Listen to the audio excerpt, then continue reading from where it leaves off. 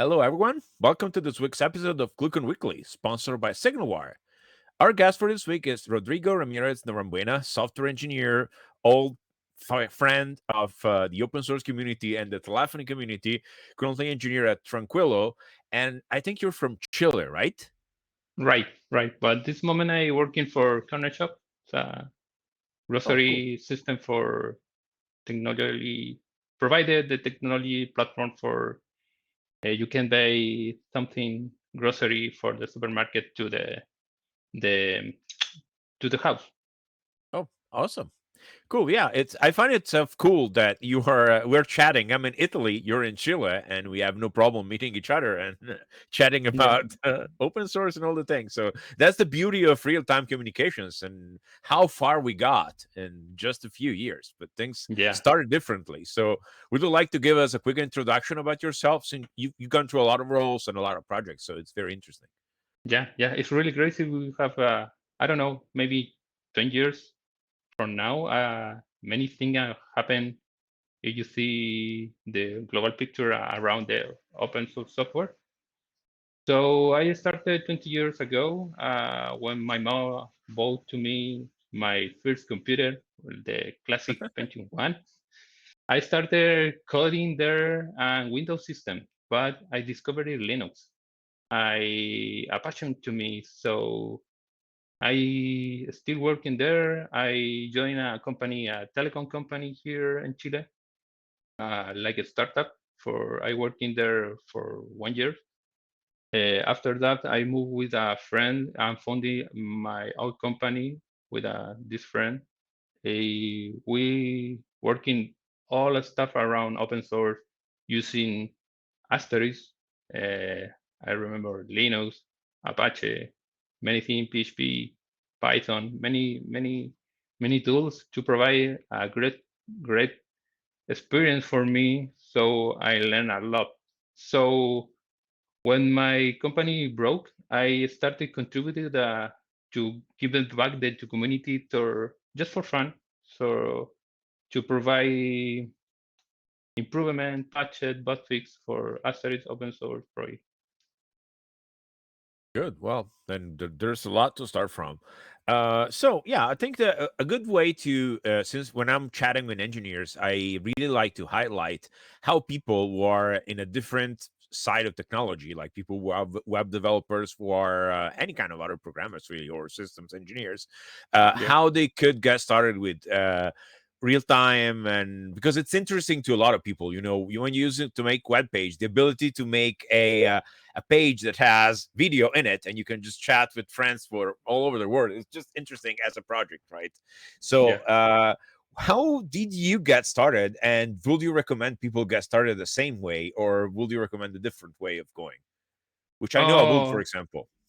yeah. It's strange because today you can see many technology can use it, but I think that the key here is the curiosity for the people. If you have the curiosity, you can there uh, uh, see what happened in the background, join a open source project. This is the key for learn and for my perspective for myself for maybe contribute a little piece of uh, for another people. So I think that the Mm. curiosity is the main key for learn what do you want and enjoy what do you want to do for just for hobby for job. I don't know what interest for for the people yeah, by self. Yeah, thinking about it, I pretty much got started that way. My entire journey into real time is I was a consultant. Then I became fully freelance because I didn't like the big company life. And one of the customers asked me to build a call distribution thing. So they have these Okay. translators in Italy that speak some languages that are not common, right? Someone who speaks Chinese at the time, it was not very common.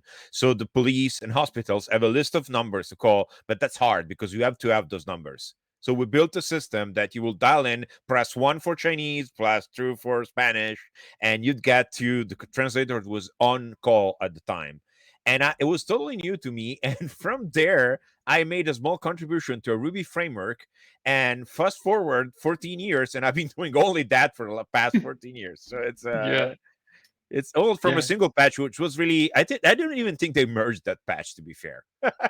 But the discussion still, But it's useful for another. If you keep your work for yourself and not considered for commercial stuff and not share with another, I think is not the key here, because the big challenge or big contribution around the tech or another area is like a freedom of knowledge. If you see, I don't know, internet, for example, free switch, Asterisk, has a huge contribution and broke many business model at now just for contribution the project with another. They have the bring the possibility to get it done thing, modify what you want, and if uh, bringing out this modification for back to others. to be fair, though, this is something that has come up before in our chats. So I'd really like to ask you, since you have many open source projects you manage over the course of time, and I'll ask you about a couple later. But do you feel like open source contributions have gone down in the last few years? Because we've seen Uh, that happen at some levels.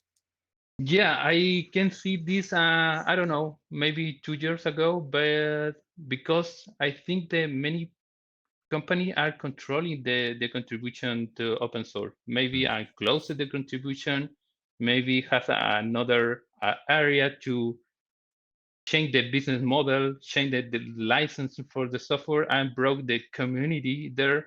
So I think the people are accepting to contribution open source for, I don't know, maybe we're thinking about I contributed that, but what is the what happened in the future? So Yeah. I think it's a like a wall for contributing another people, but if you think on your eyes like just for fun, you learn and stuff. I think it contributing open source is a good uh, reason to know a lot of stuff.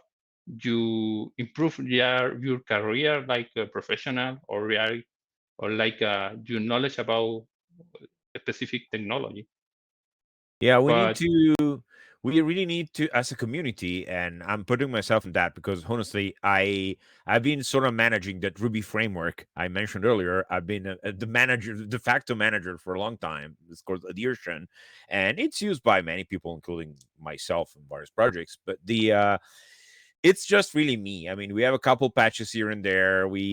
So it's I understand where that comes from. People have other things to do. On the other hand, too, we have to remember, and again, in my opinion, that everything came from open source. Like it all starts with Linux. Like it, yeah. I mean, I know Linux is not. I have people emailing me, correcting me, saying, "Hey, Linux is not the first open source project. What are you saying?" One day, Stallman will probably come knock at my door and tell me I'm wrong. But it really starts from Linux, right? It's then there's other stuff, but I there's BSD. Yeah, it starts with Linux. Point.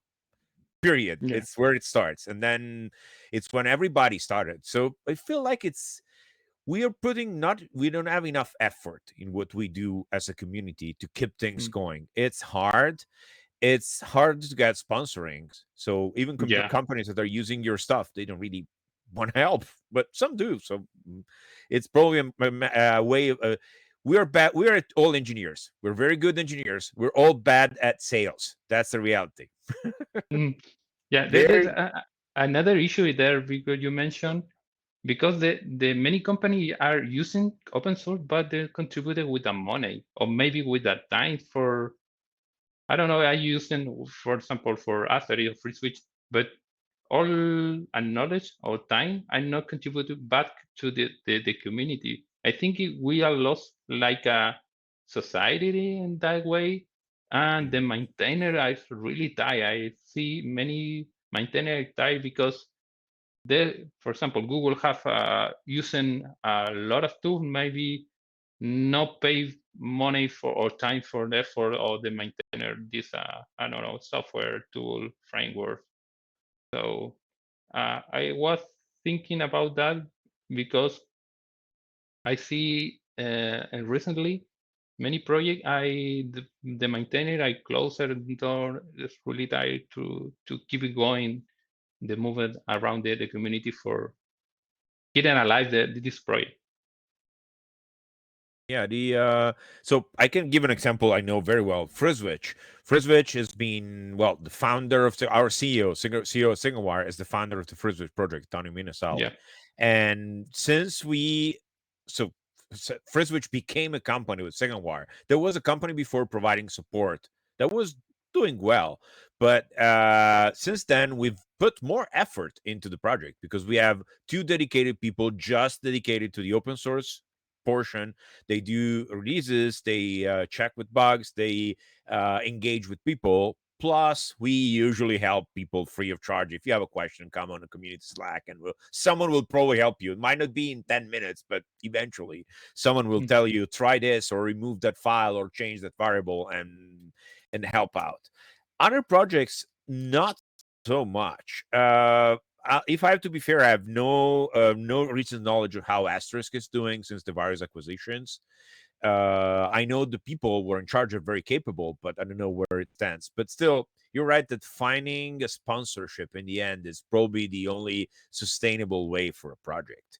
But you have Mm. to keep it open source. And like what happened with Elasticsearch, which was a big problem at the time. I remember that Mm. with the Elasticsearch stuff was just taken offline and replaced with a pay for version, and that was quite a bit of turmoil there. And it's even worse.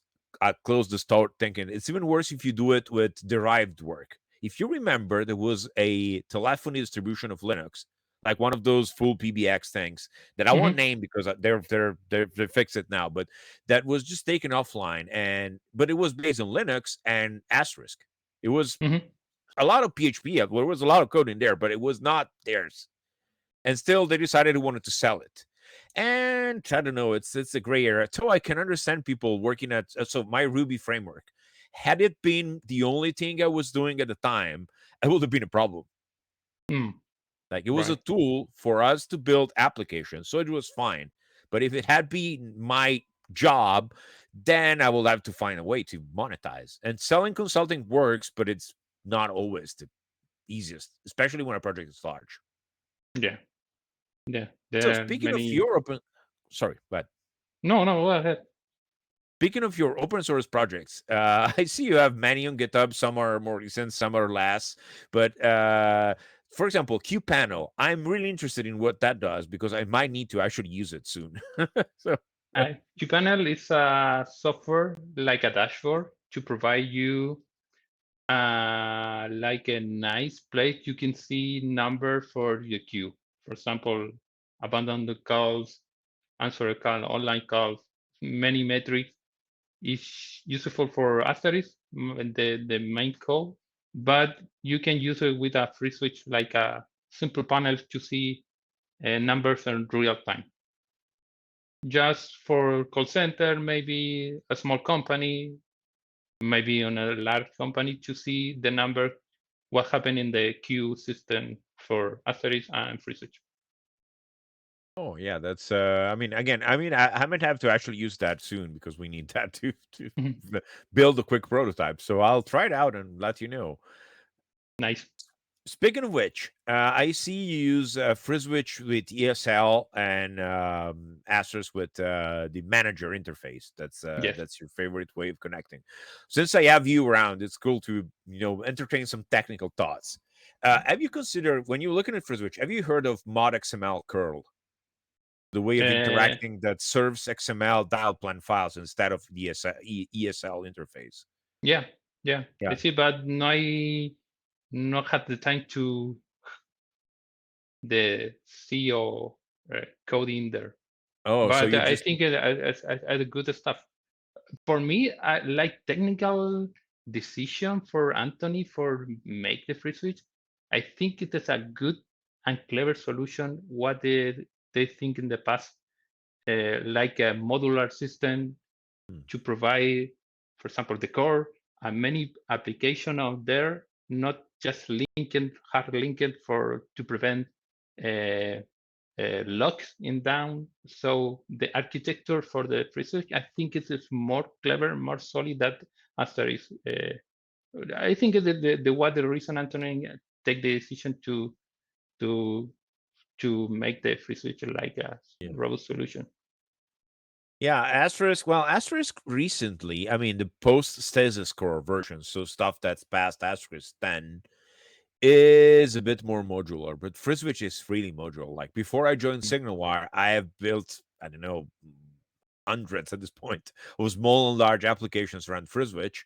And I don't think any of them runs the same FreeSwitch, right? Some of them load entirely different models. There's people who don't need telephony. There's nothing about telephony in there. It doesn't even have the concept of dial plan. It just doesn't do it.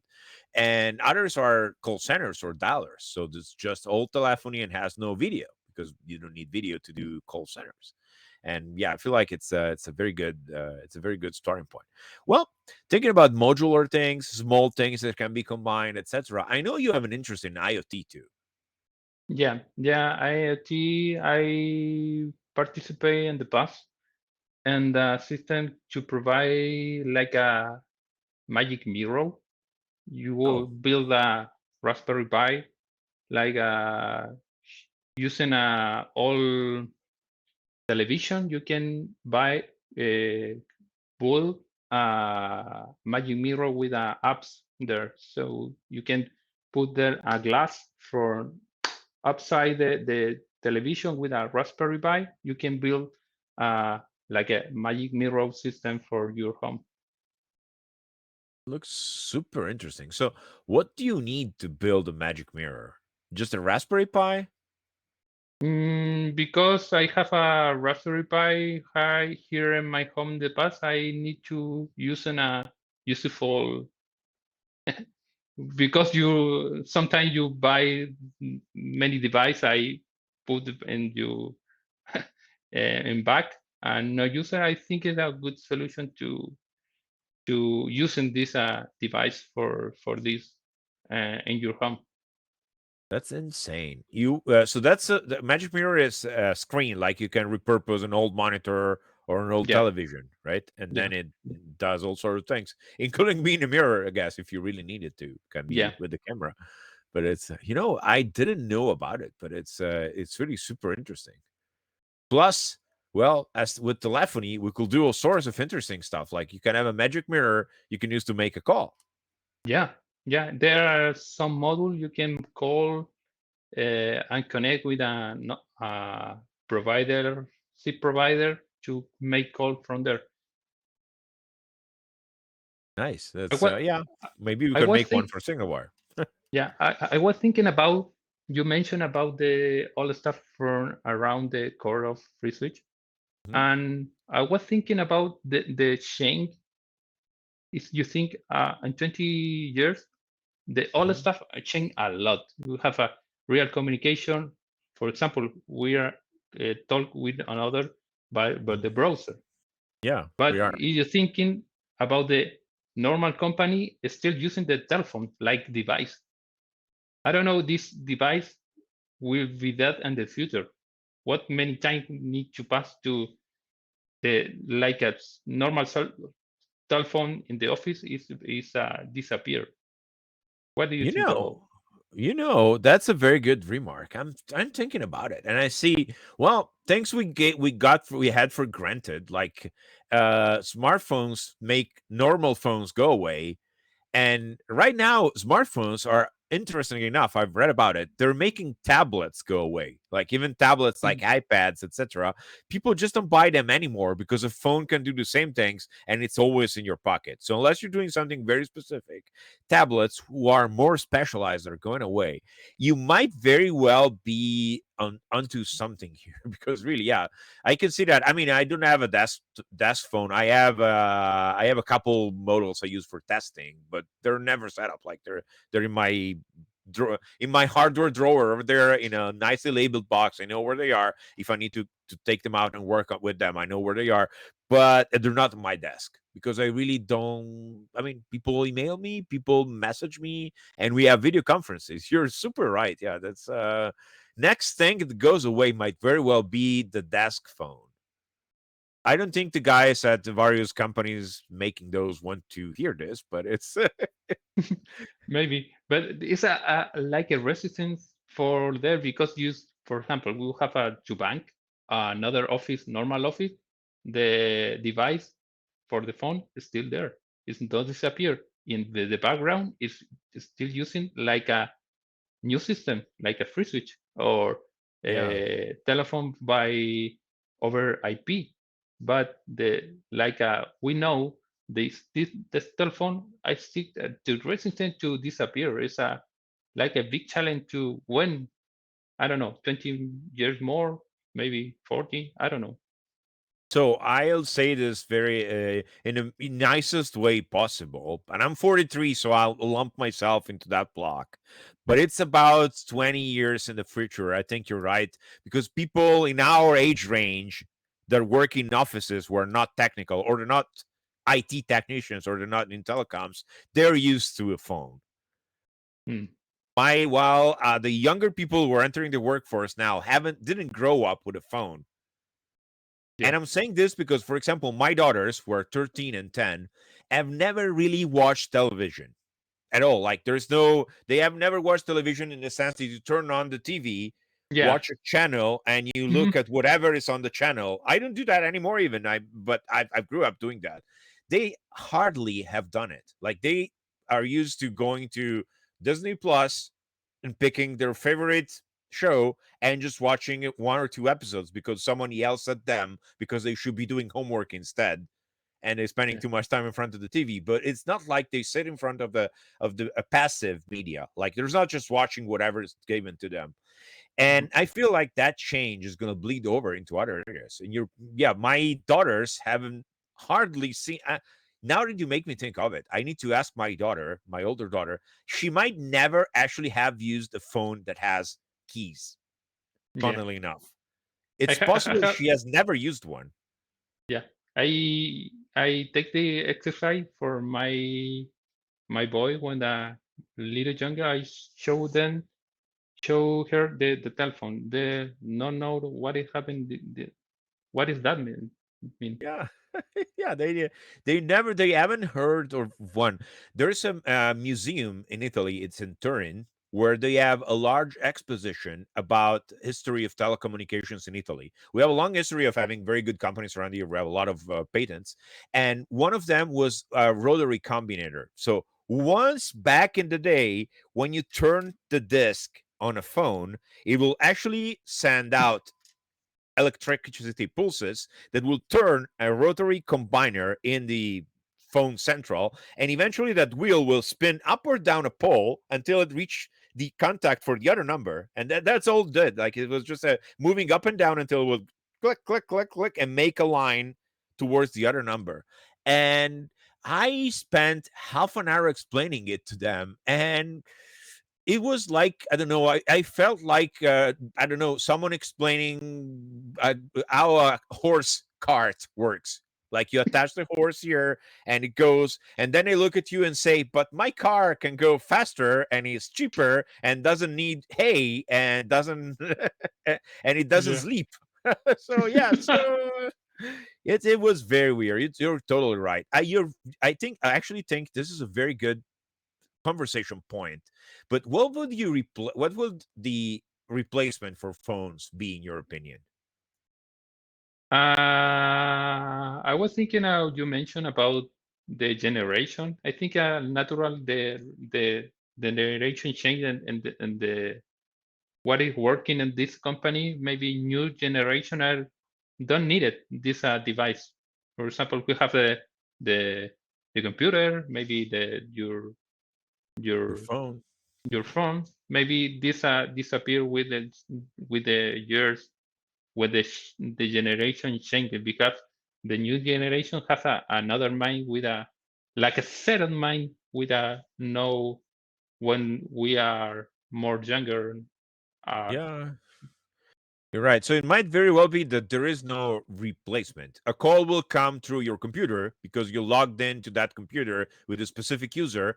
So there is something that's built into the computer that makes a computer ring, or it can be sent. And well, actually, we can do all of this right now with Frisbridge or Yes. Asterisk. Like we Yeah. could build this, including interesting cool stuff with people like if they have it, which is I am on a call with you on my computer. I need to leave the office because I need to go pick up my daughter or whatever. I can just click a button and have the call transferred to my phone, and we can keep talking because it's an important call, but nobody even notices. Like it's just a call that bounces from device to device, and we can do Yeah. all of this now and even without install. Yeah. 'Cause you can, I Make, mean, using your browser, apps yeah. probably better in that case because you need notifications, etc. But in a pinch, you can do it with Google, literally just Chrome and JavaScript. Yeah.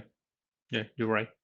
Yeah, so it's just Another gonna. another thing I was thinking about that is the chain we are working now is totally different before pandemic. We have moved more async, more sync mode. Maybe this paradigm and the chain maybe can another challenge for the future. We need Mm, to maybe set up for a video conference for arranged by email, but the sync communication, I don't know, is the to preserve in the time because we are the possibility work on other people, another place of work, but the totally different sometime. So the maybe the sync and the communication, like I need to it's call to less you. important. Yeah, Yeah. it's less important. Yeah, what I've been seeing is that well, first of all, we all know that many large companies such as Apple is having trouble because Apple requested all people to go back to offices, and they have had high profile people, including one of the lead product designers, like one of the guys that literally created the iPhone and stuff like that. So important people.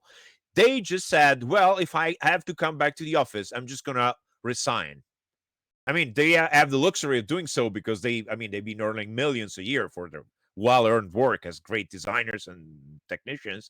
But at the same time, too, it's a problem. Like people will actually say, I am ready to leave a $1 million a year job because you're forcing me to go back to the office. That's a Mhm. very important thing to discuss and to think about. So it's extremely relevant in the general aspect of what we're working. Yeah. And yeah, async. So what could happen? Maybe we go to more, I actually don't like them. The voice messages on WhatsApp or Facebook Messenger or whatever, Yeah. because I hate it. people have the habit of sending you 7-minute messages. And if you see a 7-minute voice message from your wife, you just delete the message, toss your phone into a river and move to Mexico because it's over, like you're dead at that point. But jokes aside, maybe we move to more some kind of recorded video messages, that kind of thing. It could be interesting. Like, Mhm. hey, Rodrigo, I look into your proposal and I think we need to adjust this and that.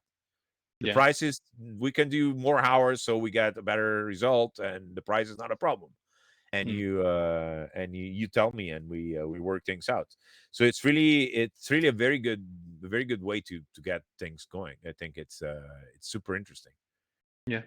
It's really interesting you mentioned, but this kind, for example, you have the guy on Apple. Are you thinking we have a limited time in their life? What is more important? To waste the time in transportation to go to the office, or maybe work in your home with a too close to your family? What is more important for you?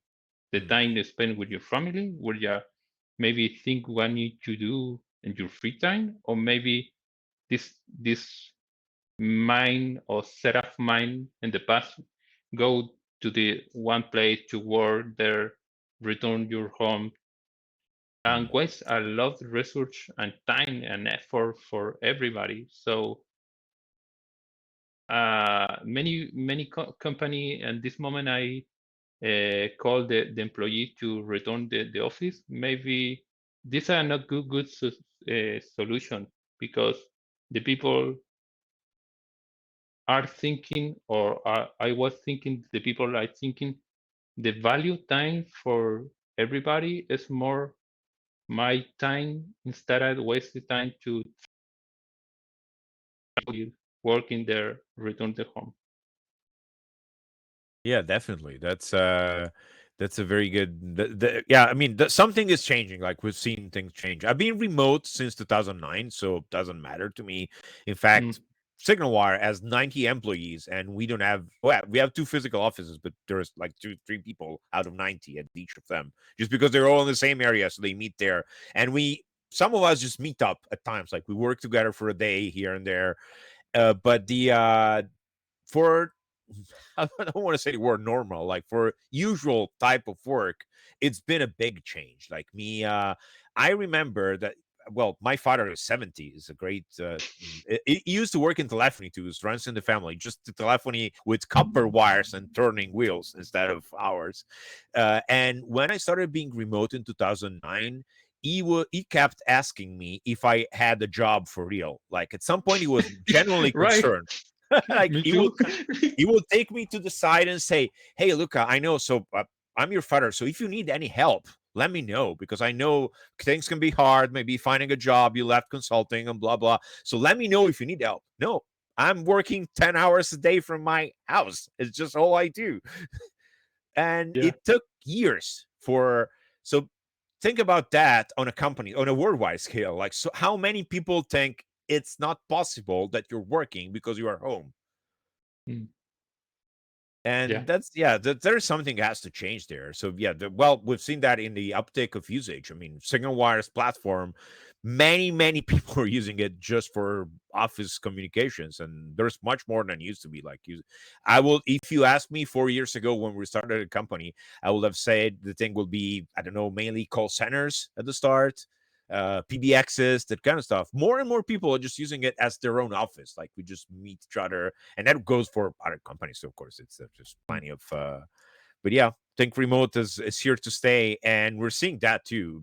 The problem is that companies want to pay you less, but then if you are not commuting for a hour going there and a hour coming back, it's actually almost fair. I mean, you can always look for a better job, but the thing is, I take that. Like I frankly take that over, I don't know, 20% more salary, but I have to drive into Milan, which is a city that's about an hour and a half away every day. I have friends who've done that for 20 years, and they Yeah. leave house at 6 and come back at 8:30 and 9, and they have Yeah. dinners by themselves because their children have eaten by now by then because they're.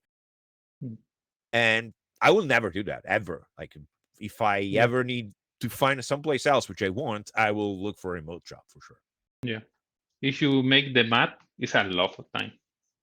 You Yeah, say, I don't know, it's just 2 hours per day, but you ask the math on our life, it's a lot of time. it's 10 days a week, so it's 40 hours a month. So it's like your months are a day and a half shorter, Yeah. which means your month doesn't have all your months are February's Hmm. because one of your days is gone into transportation. So yeah, definitely that's super interesting. Yeah, that's a good topic. Well, thank you so much for joining us today. It was super interesting, and we had a very good discussion about the future mainly because it's really what it's all about. We're all in this together, and thank you so much for joining us. Thank you, you. Look, I really enjoyed this conversation.